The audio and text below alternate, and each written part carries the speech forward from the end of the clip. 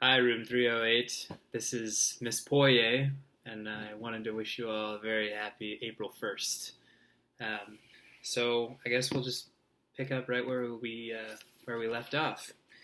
And I think we were reading Harry Potter and the Chamber of Secrets.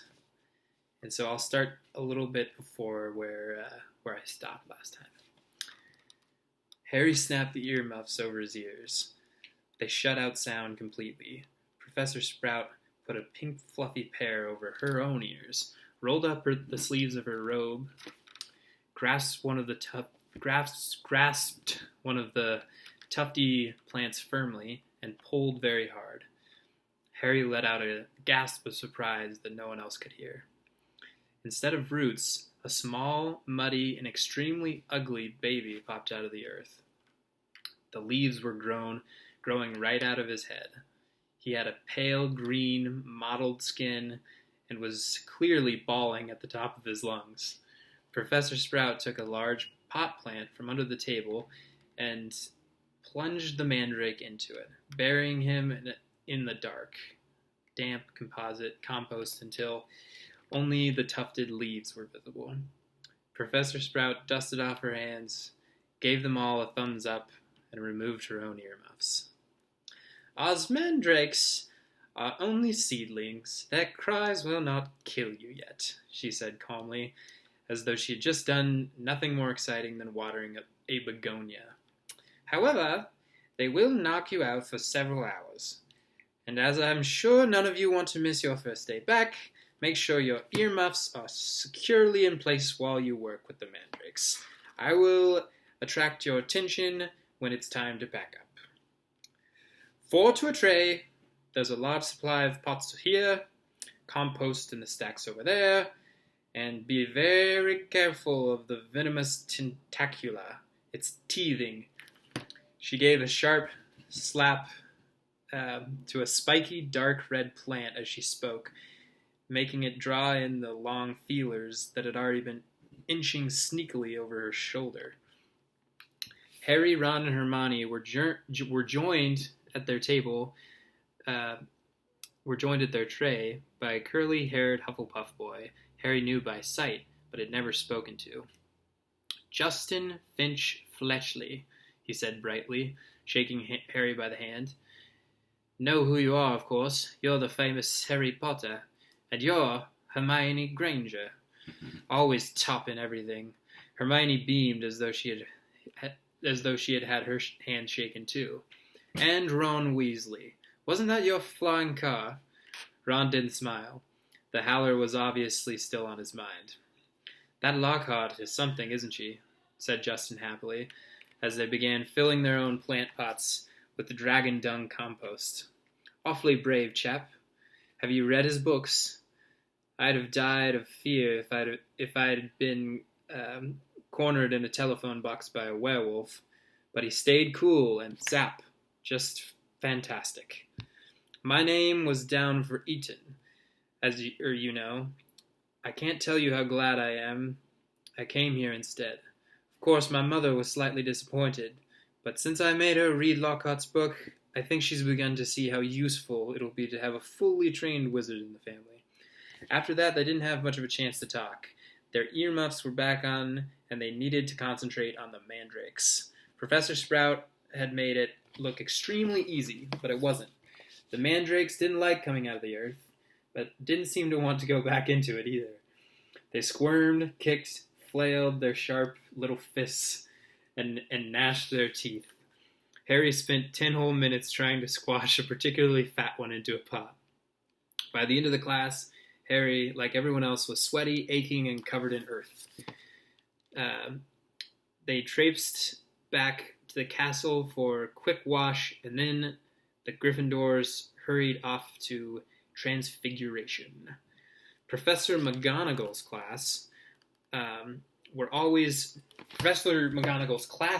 always hard work, but today was especially difficult. Everything Harry had learned last year seemed to have leaked out of his head during the summer.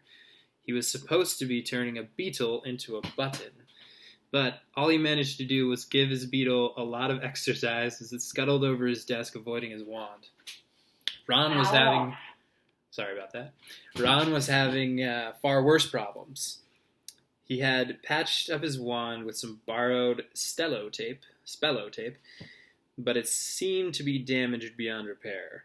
It kept cracking and sparkling at odd moments every time Ron tried to transfigure his beetle. It engulfed him in thick gray smoke, which smelled of rotten eggs. Unable to see what he was doing, Ron accidentally squashed the beetle with his elbow and had to ask for a new one. Professor McGonagall was not pleased. Harry was relieved to hear the lunch bell. His brain felt like a wrung sponge. Everyone filed out of the classroom except for him and Ron, who was whacking his wand furiously at his desk. Stupid, useless thing. No pictures on that page, unfortunately. Ride home for another one, Harry suggested, as the wand let off a volley of bangs like a firecracker. Oh yeah, get another one. Oh yeah, and get another howler back, Ron said, stuffing the now hissing wand into his bag. It's your own fault your wand got snapped. They went down to lunch, where Ron's mood was not improved by Hermione. Showing them a handful of perfect coat buttons she had produced in the Transfiguration. Beetles to coat buttons. What have we got this afternoon? Said Harry, hastily changing the subject. Defense against the dark arts, said Hermione at once. Why? Demanded Ron, seizing her timetable.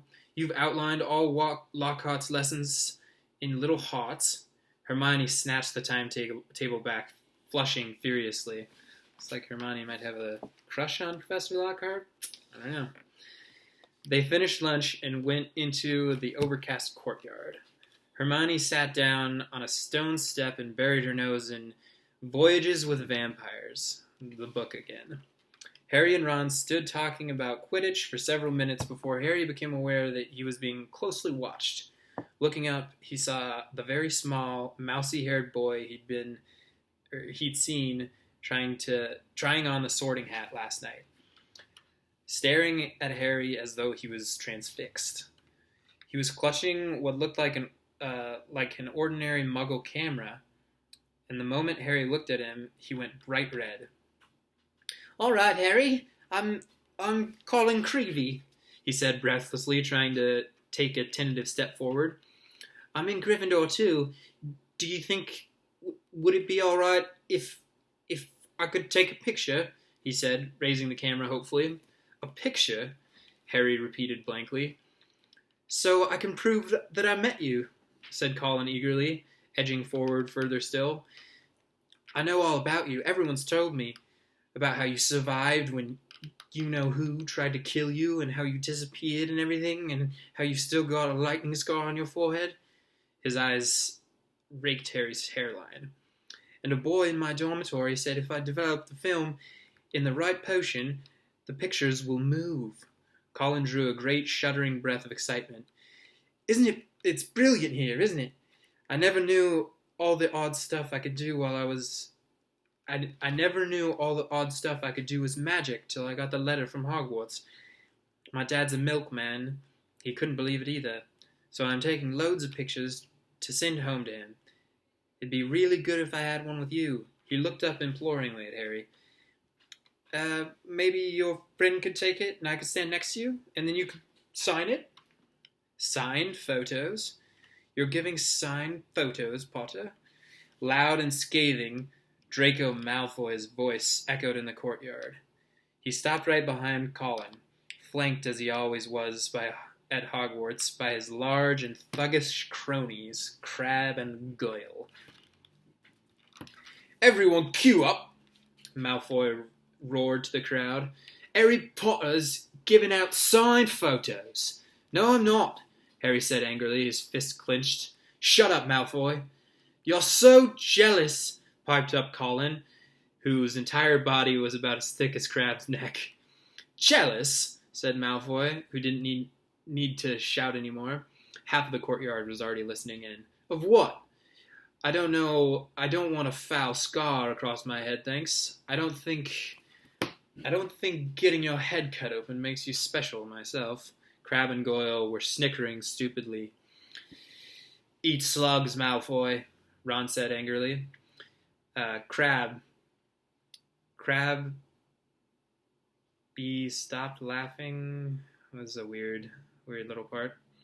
Crabbe B stopped laughing and started rubbing his conker like Knuckles in a menacing way. Okay, I see. So Crabbe's getting ready to fight Ron.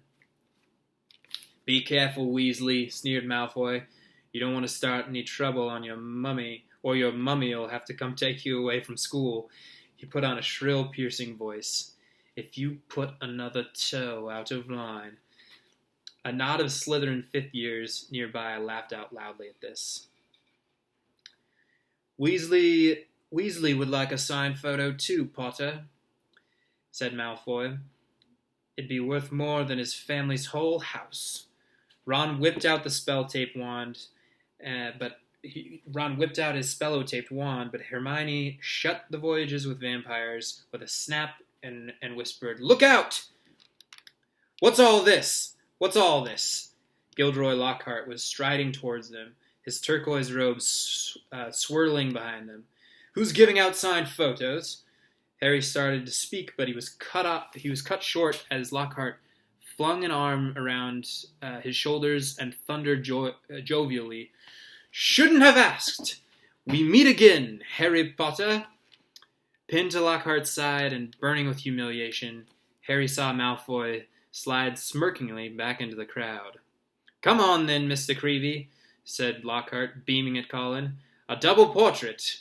Can't say fairer than that, and we'll both sign it for you." Colin fumbled for his camera and took the picture as the bell rang right behind them, signaling the start of afternoon classes. "Off you go! Move along!" Lockhart called to the crowd and set off back to the castle with Harry, who was wishing he knew a good vanishing spell, still clasped at the side of Lockhart. "A word to the wise, Harry," said Lockhart paternally as they entered the building through the side door. "I covered up for you back there with young Creevey. If he was photographing me, too, your schoolfellows won't think you're settling yourself up so much." Deaf to Harry's stammers, Lockhart swept him down the corridor lined with staring students up to the staircase. "Let me just say that handing out signed pictures at this stage of your career isn't sensible. Looks a tad big-headed, Harry, to be frank. There may well come a time when you, like me, will need to keep a stack handy wherever you go. But," he gave a little chortle, "I don't think you're quite there yet." They reached Lockhart's classroom, and he let Harry go last. Harry yanked his robes straight and headed for his seat at the very back of the class, where he busied himself with pulling all 7 of Lockhart's books in front of him so that he could avoid looking at the real thing.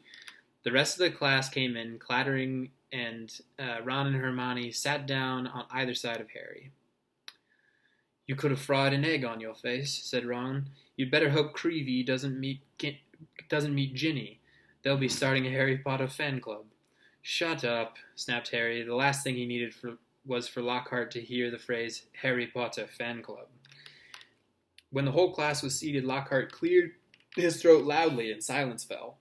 He reached forward, picked up Neville Longbottom's copy of Travels with Trolls, and held it up to show his own, winking portrait on the front.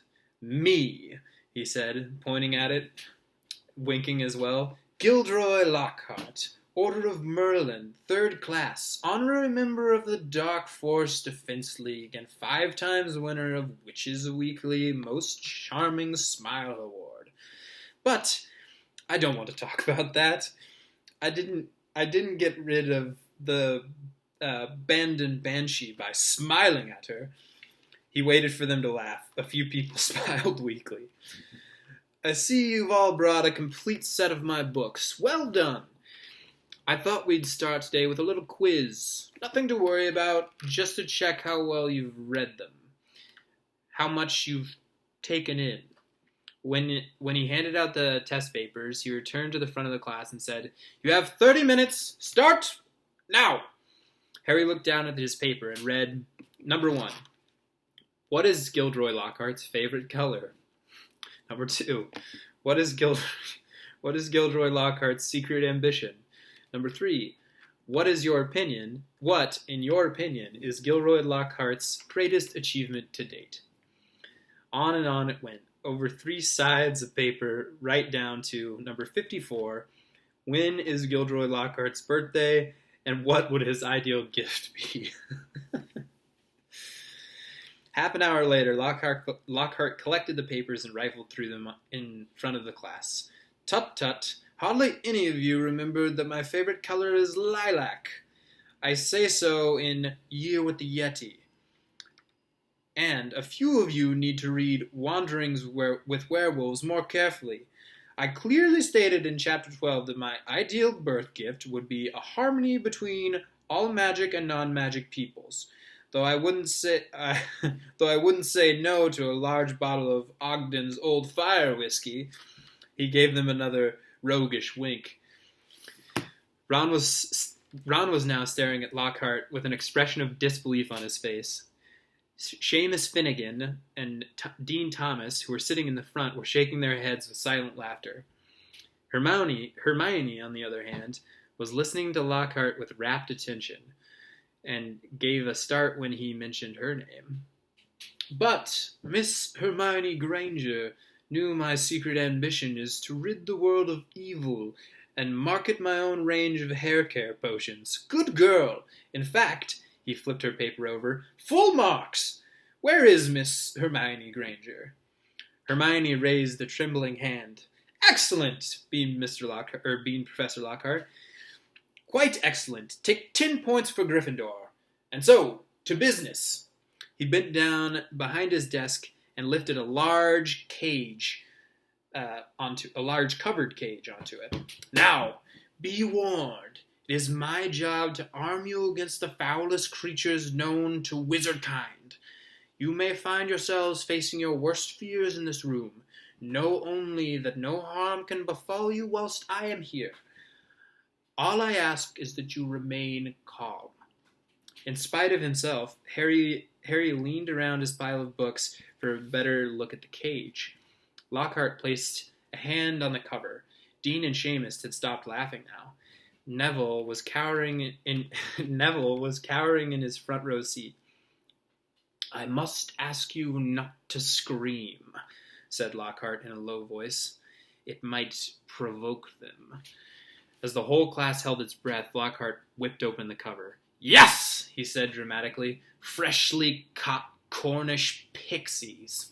Seamus Finnegan couldn't control himself. He let out a snort of laughter, which even Lockhart couldn't mistake for a scream of terror. "Yes?" he smiled at Seamus. "Well, they're not very dangerous, are they?" Seamus choked. "Don't be so sure," said Lockhart, wagging a finger annoyingly at Seamus. "Devilish, tricky little brightlers they can be." The pixies were electric blue and about 8 inches high, so maybe about that tall, with pointed faces and voices so shrill it was like listening to a lot of budgies arguing. I'm not really sure what budgies are. Listening to budgies argue. The moment the cover had been removed, they had started jabbering and rocketing around, rattling the bars and pulling bizarre faces at the people nearest them. So they're still in the cage, these little pixies. "Right then," said Lockhart loudly. "Let's see what you make of them." And he opened the cage. It was pandemonium. The pixies shot out in every direction like little rockets. 2 of them seized Neville by his ears and lifted him into the air. Several shot straight through the window, showering the back row with broken glass. The rest proceeded to wreck the classroom more effectively than a rampaging rhino. Here, before we go on to the pixies destroying the class, I want to show you guys a picture of the pixies. These little crazy guys. There's one taking a stamp, it looks like, Lockhart's stamp, and doing some crazy stuff with it. This one's got some ink. This one's climbing on a wall. This one's, I don't know what this one's doing. And this one's just hanging out. Okay, so the pixies are loose. They grabbed ink bottles and sprayed the class with them, shredded books and papers, tore pictures from the walls, upended the waste bin, grabbed bags and books and threw them out the smashed window. Within minutes, half of the class was sheltering under desks, and Neville was swinging from the candelabra in the ceiling. And candelabra, if you don't know, I'm sure most of you know, but it's a giant, it's a giant light fixture, candle holder type thing on ceilings. Come on now, round them up, they're only pixies, Lockhart shouted. He rolled up his sleeves, brandished his wand, and bellowed, Pesky pixie pesteronomy. I think that's right. Pesky pixie pesternomy. It had absolutely no effect. One of the pixies seized Lockhart's wand and threw it out the window too. Lockhart gulped and dived under his own desk, narrowly avoiding being squashed by Neville, who fell a second later as the candelabra gave way. The bell rang, and there was a mad rush toward the exit. In a relative calm that followed, Lockhart straightened up, caught sight of Harry, Ron, and Hermione, who were almost to the door, and said, "Well, I'll ask you three to just nip the rest of them back in their cages." He swept past them and shut the door quickly. So Lockhart, clearly maybe not the best wizard in the world, just left it to those three. "Can you believe him?" roared Ron as one of the remaining pixies bit him painfully on the ear. "He just wants to give us some more hands-on experience," said Hermione, immobilizing two pixies at once with a clever freezing charm and stuffing them back into their cage. "Hands-on," said Harry, who was trying to grab a pixie dancing out of reach with its tongue out. "Hermione, he didn't have a clue what he was doing." "Rubbish," Hermione said. "You've read his books. Look at all the amazing things he's done." "He says he's done," Ron muttered. That's the end of this chapter, and I think I've pretty much gone over time. Happy April 1st, everybody. See you next time.